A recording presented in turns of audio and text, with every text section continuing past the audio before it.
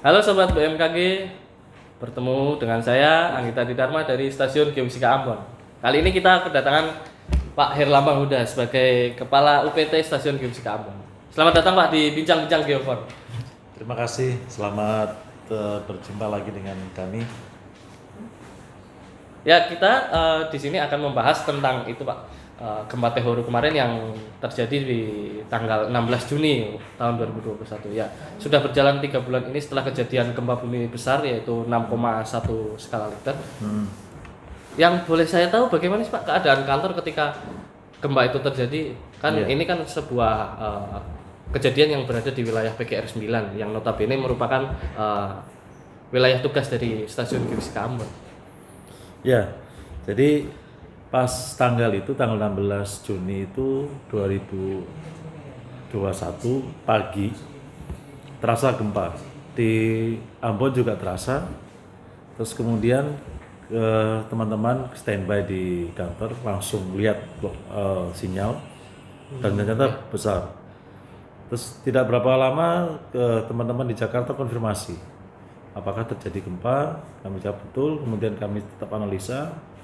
Tidak berapa lama kemudian langsung Bu KBMKG menelpon saya Ya. untuk menyatakan telah terjadi gempa dan mengkonfirmasi. Itu. Selain dari kepala BMKG ada itu nggak Pak, telepon dari masyarakat atau Masyarakat terus menerus ya, masyarakat terus menerus bertubi-tubi terus menghubungi kami dibantu rekan-rekan yang waktu itu siaga, ada yang dinas 24 jam. berapa itu Pak? Satu kali dinas berapa orang? Kami 3 orang pada saat dinas, kemudian pada saat kejadian teman-teman pasti akan datang juga, apalagi yang tinggal di sekitar komplek pasti akan datang juga untuk membantu rekan-rekan. Kalau boleh tahu mekanisme gempanya seperti apa ya Pak? Kok bisa besar seperti itu 6,1 jadi heboh gitu? Iya. Jadi kalau lihat historis, jadi di daerah Serang itu memang daerah yang rawan. Kemudian kalau secara geologis di sepanjang pesisir pantai selatan Serang itu adalah daerah-daerah yang bisa kita lihat banyak sekali aluvium, ya, lapisan-lapisan aluvium. Ya. Dan lapisan bisa dibilang kipasan aluvial. Iya. Daerah dari situ daerah yang rawan dan sering terjadi longsor. Beberapa kejadian mengkonfirmasi bahwa dari 1899, kemudian 2000, 2006 itu ada beberapa kejadian di situ. Dan satu kejadian yang menarik bahwa apabila terjadi gempa, Iya. daerah situ longsor. Oh, di daerah Tehoru itu Pak? Kami mencatat itu lewat daerah Tehoru, kemudian daerah Samasuru, Ya. kemudian daerah Yaputi, Saunulu. Nah, daerah-daerah itu daerah rawan. Nanti sepanjang itu longsor gitu Pak? Untuk historis memang pernah terjadi longsor. Untuk yang 2021 yang gempa Tehoru tanggal 16 Juni 2021 yang kemarin itu terjadi longsor. Itu kita lihat, langsung kita survei di lokasi di daerah Salamahu atau biasa disebutnya Mahu, itu daerah dusun yang masuk wilayah administratif Kecamatan Tehoru. Itu longsor. Iya. Kemudian kita coba cek langsung ke lokasi, panjang longsoran itu kalau kita mengukur memperkirakan sekitar panjangnya 350 meter dengan kedalaman sekitar 10 sampai 11 meter dan jarak dari tepi pantai ke laut itu sekitar 20 meter. Oh, gitu ya Pak. Yang saya lihat kemarin ada yang heboh itu Pak, video juga viral yang tsunami akibat longsoran itu. Apakah benar itu Pak terjadi? Ya, tsunami oke. Kalau kita ngelihat di lokasi, ya, kemudian kita juga lihat data kami waktu kejadian. Jadi pada saat kejadian itu, kejadian gempa, kemudian kita cross check dengan data BG pasang surut tsunami. Ya. Itu kelihatan jaraknya hanya 2 menit. Kalau kita compare, kita bandingkan antara waktu gelombang P-nya itu nyampe di sensor itu berapa menit kejadiannya, kemudian baru kita ukur, akan kita dapatkan waktu tiba gelombang P-nya, kejadian gempanya kelihatan. Nah, dari kejadian gempa itu kita compare dengan gangguan permukaan laut itu bisa naik turunnya permukaan laut itu kelihatan di tide gate. Kebetulan di tide gate-nya BIG itu ada di ujung tanjungnya dermaga Teheru. Pelabuhan gitu ya Pak? Pelabuhan ya, pelabuhan dermaganya itu Ya. apa bisa dibilangnya jetty atau apa biasa dibilangnya jetty. Dermaganya itu di ujungnya ada punya sensornya BIG. sensor pasut, sensor BIG. Kelihatan di situ, kita compare waktunya cuma 2 menit. Jadi sangat singkat sekali. Tapi kemarin tuh BMKG mengeluarkan peringatan dini tsunami atau tidak Pak? Ya. Jadi kami di BMKG pada saat itu memang tidak mengeluarkan peringatan dini tsunami karena tsunami-nya itu dipicu longsoran. Jadi kalau kita di BMKG itu memang tsunami itu ada beberapa macam ya. Ada yang karena meteor, kemudian ada gunung berapi, kemudian ada longsor ya. Di BMKG hanya melihat tsunami yang diakibatkan oleh tektonik. Oh ya. Ya. Tapi kemudian di BMKG juga membuat INA TNT, tsunami non tektonik. Jadi sebagai tindak lanjut. Jadi ada beberapa bagian yang khusus itu di Maluku. Jadi memang khusus di Maluku. Kalau di tempat lain seperti Sumatera, Jawa, kemudian sebagian Kupang itu sebagian besar adalah karena trust, karena subduksi. Oh ya. Bisa dibilang megatrust. Cuman untuk daerah tertentu seperti di sebagian di Krakatau. Iya, Itu pernah terjadi. Selat Sunda itu pernah terjadi tsunami, tapi karena gunung meletus. Oh iya. Gunung Krakatau atau anak Krakataunya sekarang.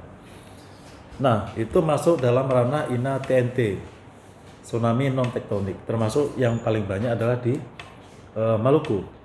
Maluku itu banyak zona-zona yang memang terjadi tsunami tanpa subduksi. Ya. Meskipun ada subduksi juga di Maluku. Jadi Maluku itu sangat kompleks. Ada sebagian zona subduksi kalau kita lihat di peta geologi dan ada penjelasan para ilmuwan bahwa ada subduksi di sebelah selatan, di sebelah utara Seram, kemudian menuju ke arah timur sampai ke sebelah selatan. Iya. Nah, bentuknya seperti itu. Itu berpotensi tsunami yang karena subduksi atau karena thrust. Ya. Di samping itu ada tsunami juga yang terjadi karena longsoran. Itu bisa kita lihat atau bisa kita dengar ceritanya itu di secara historis 1950 di Ambon. Itu terjadi longsoran juga sebagian di daerah di Teluk Ambon. Meskipun memang gempanya di 1950 itu di selatan Ambon itu memang karena memang gempa. Jadi gempa itu memicu tsunami karena longsoran. Jadi gempanya dulu, longsor, kemudian tsunami. Nah, itu terjadi juga di teori 16 Juli atau Juni itu? Juni ya, Juni. 16 Juni 2021 itu. Pada saat itu kita lihat kondisi laut dalam keadaan surut. Gitu. Awalnya surut. Memang periode alamiahnya, jadi pasang surut itu mengikuti periode alamiahnya. Nah, pada saat memang surut, begitu kejadian gempa, kemudian longsor yang saya sebut di Salamahu atau Mahu ya, biasa disebut Salamahu atau Mahu di dusun itu. Nah, terjadilah longsoran di situ, kemudian memicu tsunami.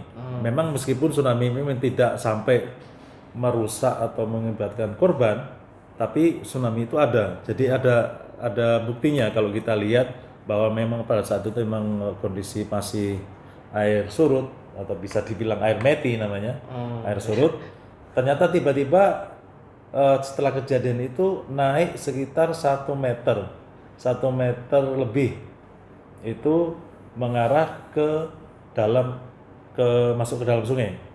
Kalau kita lihat ini masuk sungai, memang tidak sampai video itu ya Pak. Ya, yang video yang viral itu memang tidak sampai keluar ke arah dermaga kemudian menghantam perumahan, itu tidak. Tapi itu adalah bukti bahwa memang tsunami terjadi. Bisa dikonfirmasi bahwa memang tsunami terjadi karena bisa kita lihat datanya karena ada gempa, kemudian longsoran juga ada, kita udah buktikan cek kemarin, kemudian airnya awalnya surut kemudian masuk Naik gitu ya. naik ke dalam sungai, kemudian kita lihat di BIG ada gangguan setelah 2 menit setelah kejadian gempa.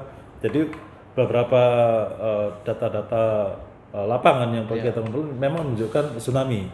Meskipun memang tidak seperti bayangan orang kalau tsunami itu harus Tinggi gitu ya. tinggi menghajar rumah, membawa korban dan lain tidak seperti itu. Tapi itu mengkonfirmasi bahwa memang kejadian-kejadian itu memang berdampak tsunami. Gitu. Artinya tsunami yang diakibatkan longsor lebih bahaya karena waktunya lebih sedikit Pak dibanding tsunami yang diakibatkan tektonik Ya, yang notabene hampir setengah jam atau 1 jam baru datang gelombang tsunami. Itu bagaimana Pak antisipasi dari Bapak sendiri sebagai kepala UPT untuk mensosialisasikan kepada masyarakat itu bagaimana Pak? ya. Jadi gini, di periode awal kejadian-kejadian yang maksudnya sejarah-sejarah sebelumnya itu menunjukkan bahwa memang ada pattern, ada pola 20 20 20. Nah, apa itu Pak? 20 menit kemudian lari sejauh 20 20 menit kemudian maaf ada sebagian di skip 20 menit kemudian harus menyelamatkan sejauh Ya ke tempat tinggi lah. ke gitu. tempat tinggi 20 meter kalau nggak salah ya 20 menit 20 meter ketinggian ya bukan Bukan ini jauhnya gitu. yang 20 ketinggian 20 kemudian apa gitu ya. Cuman fakta itu tidak berlaku untuk di Ambon karena di Ambon ada kejadian bukan skenario ya, ini ada kejadian memang yang kita lihat bahwa meskipun tidak sampai artinya tidak gini. Waktu yang diperlukan tidak 20 menit tapi lebih pendek dari biasanya 20 menit dari pattern yang awal gitu. Jadi ada yang untuk lokasi tertentu seperti Teheru yang saya sampaikan itu cukup 2 menit. Kemudian untuk lokasi Ambon kita modelkan yang kalau di Ambon model memang dimodelkan itu sekitar 6 menit. Baru itu tsunami nyampe di pantai gitu. Kemudian untuk daerah-daerah seperti di Poka juga sekitar 9 menit. Terus kemudian untuk daerah, jadi ada beberapa yang sudah kita lakukan kemarin. Itu bentuknya peta atau video animasi gitu? Peta. Peta. Jadi peta itu awalnya semua data kita masukkan semua dari data historis yang kita jadikan acuan, Patokan gitu ya. Jadi acuan adalah 1950 karena memang itu adalah gempa yang di Ambon. Di Ambon ya, khusus di Ambon itu yang paling dahsyat ya. Nah, ya. Yang paling dahsyat yang masih diingat sampai sekarang itu 1950. Kemudian ada beberapa daerah yang langsung turun sampai tenggelam. Kalau dari kesaksian masyarakat yang masih hidup, kemudian diambil kesaksiannya, memang tenggelam. Kemudian korban jiwanya cukup banyak. Angka pastinya ada di data statistik, jadi kita nggak hafal. Itu seperti itu.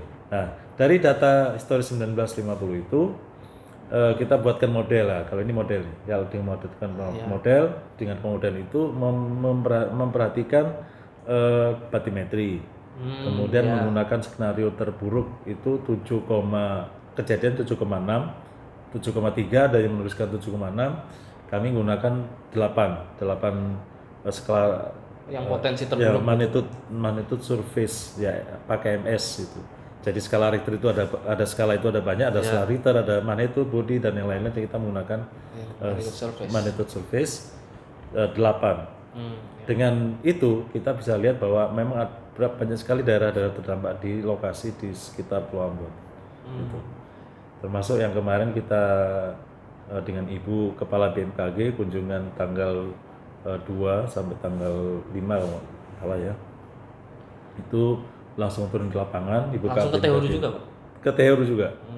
Ke Teheru juga melihat lokasi di Salamahu itu. Yang longsor itu. Longsor itu.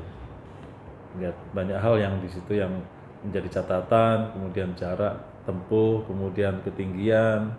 Karena tsunami itu pasti yang akan kita lihat adalah ketinggian permukaan dari mean sea level dari MSL dari permukaan rata-rata lautnya, ketinggiannya berapa, kemudian inundasinya itu jarak dari pantai ke daerah aman itu berapa, kemudian jarak tempuhnya berapa, kemudian evakuasi mandiri itu berapa menit. Diharapkan evakuasi mandirinya itu harus di bawah dari waktu tiba gelombang tsunami-nya. Begitu. Jadi kalau misalnya dipetakan itu 6 menit, jadi masyarakat seharusnya nyampe itu sebelum 6 menit ke lokasi yang aman. Tapi masyarakat sendiri udah punya itu belum Pak? Sudah punya lokasi pengungsian sendiri gitu belum?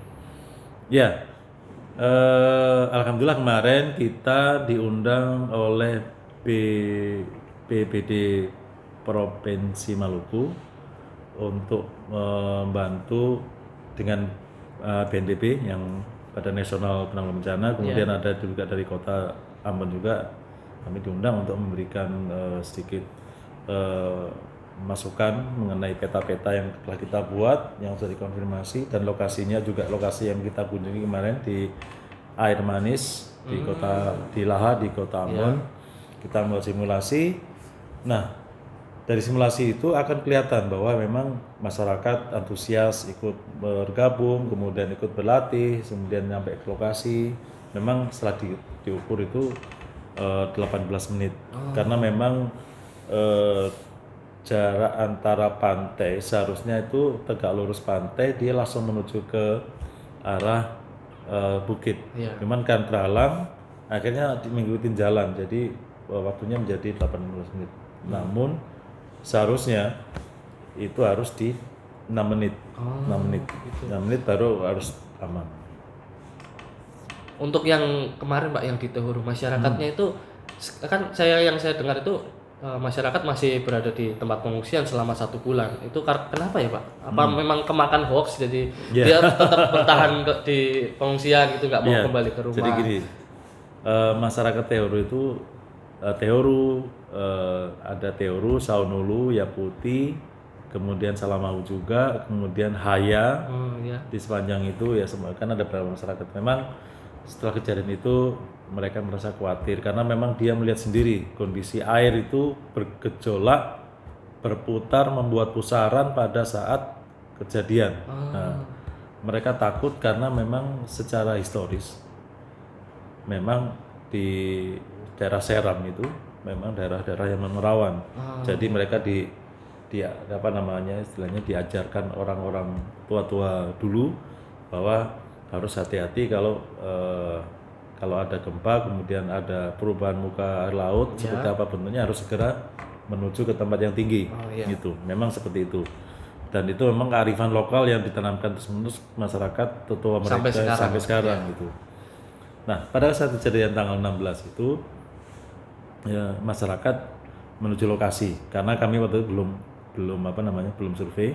Kemudian tanggal 16, kemudian kita sampai tanggal 18, 3 hari setelah itu. Setelah itu kita sampai ke Mahu, kita diawali dari Haya, kita bertemu dengan Raja Negeri Haya, kemudian kita dari desa terdekat ya Pak, dari sini. Desa terdekatnya di Haya. Waktu itu kita petakan sebenarnya kan ada berapa memang, tapi yang kita petakan waktu itu karena kita belum familiar lokasi-lokasi yang ada di situ, yang kita petakan baru Haya dulu. Kita mampir di Haya, lapor ke negeri Haya, kemudian kita sampaikan maksud kedatangan kami. Kita diajak ke Hahan. Hahan itu bukit Hahan, nama bukit Hahan. Kemudian kita sampai ke mereka, menyampaikan bahwa memang dari cerita mereka memang mereka merasa khawatir. Mereka khawatir kalau seandainya dia balik masih ada potensinya tsunami, sehingga mereka lama di sana. Dia bilang, Pak, nanti saya akan mungkin di sini agak lama gitu. Ya karena khawatir juga. Terutama yang lebih banyak di area itu adalah daerah ibu-ibu dan anak kecil. Memang di Hahan. Hahan itu bukit itu Pak. Ya, di Haya nama dusunnya, Han nama bukitnya di bukit situ. Sampaikan juga bahwa memang terjadi gempa bumi dan terjadi memang tsunami, tapi tsunami-nya kan tidak sampai naik ke darat itu. Meskipun memang kita konfirmasi tsunami gitu. Terus dan memang BMKG waktu itu belum mengeluarkan karena memang masih belum di ranahnya BMKG. Mudah-mudahan bukan tektonik itu. Karena bukan tektonik itu. Mudah-mudahan segera bisa menjadi ranahnya BMG karena memang tsunami non tektonik Iya. gitu. Kita sampaikan ke beliau, ke masyarakat yang di sana supaya tetap tenang, bersabar. Kalau memang sudah tenang, bisa kembali lagi ke tempatnya masing-masing. Namun mereka masih tetap bertahan. Dia bilang, Pak, saya mau turun kalau kerja, nanti kalau tidur malam baru naik ke bukit. Kan ada tenda-tendanya juga. Itu di Hayam. Kemudian untuk yang di Teoru, Oh, ada lagi Pak, selain ada. pengungsian di situ.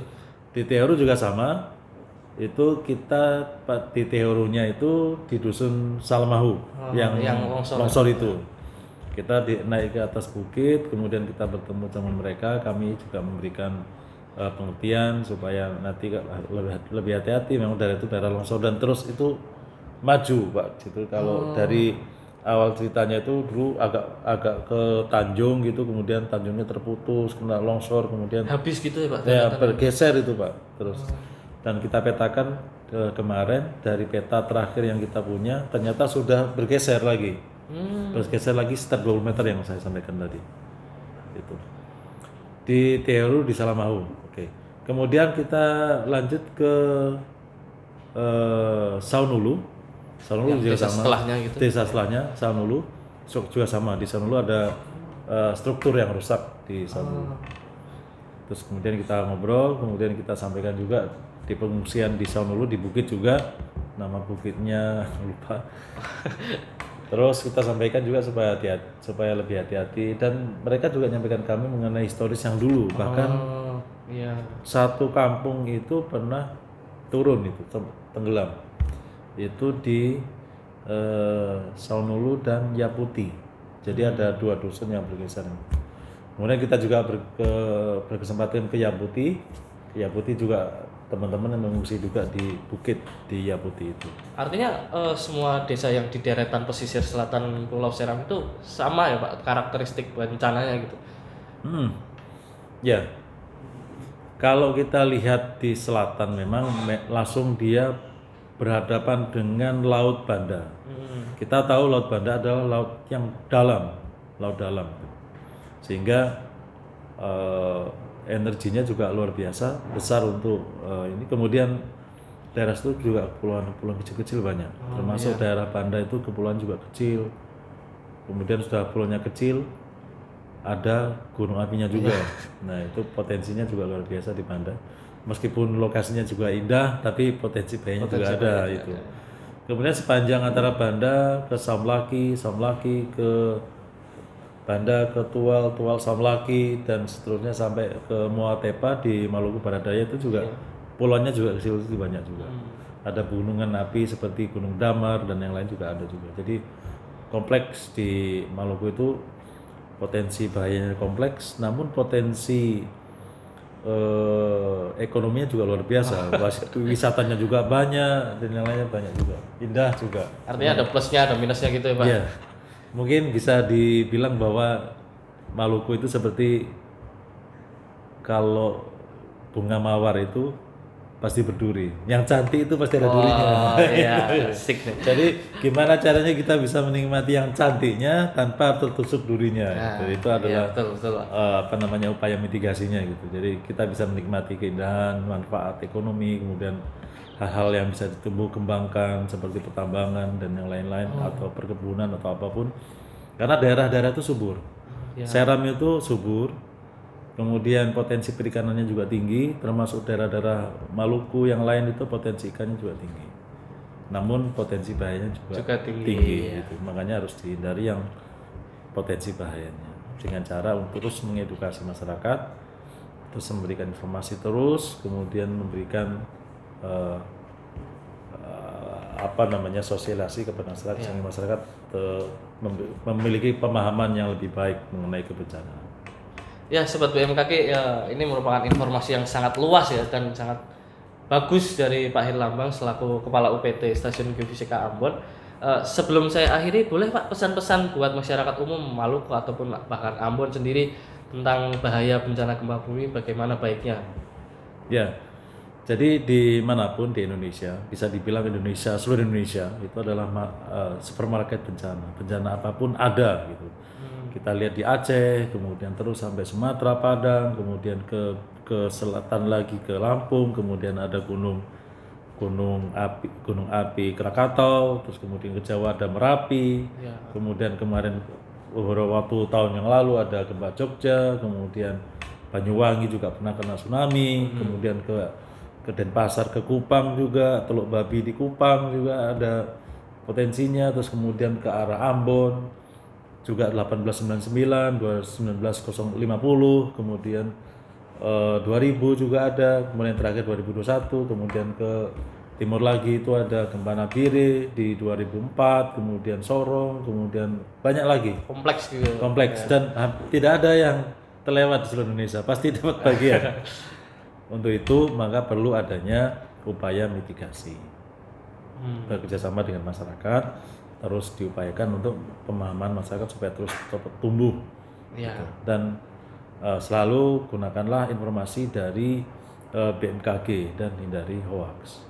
Dan terus belajar bahwa kita potensi bahaya selalu ada, namun kita sebagai manusia diberikan akal dan budi untuk berupaya mengurangi resiko dengan cara meningkatkan kapasitas dan mengurangi kerentanan.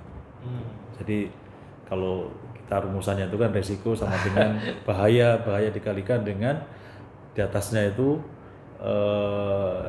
kerentanan dibagi dengan kapasitas. Semakin tinggi kapasitas maka mendekati nol.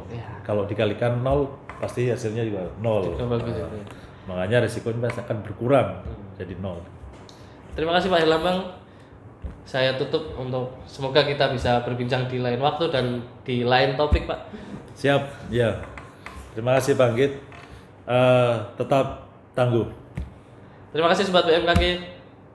Bertemu lagi di video selanjutnya.